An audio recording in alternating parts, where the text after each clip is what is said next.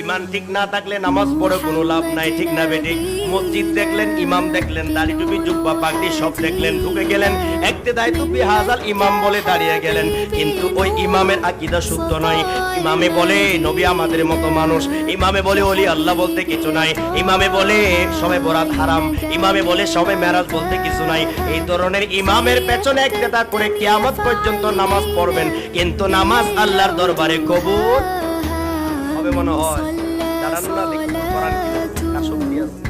ভিত্তি আগে, বেসমেন্ট আগে, তারপর তো দেওয়াল তুলবেন, ছাদ দিবেন কি না দিবেন সেটা পরের কথা। আগে তো বেসমেন্ট ঠিক থাকতে হবে, ভিত্তি ঠিক থাকতে হবে।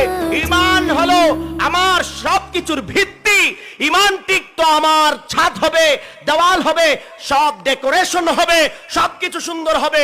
আর এই ভিত্তি হলো, ইসলামের ভিত্তি হলো কলেমা।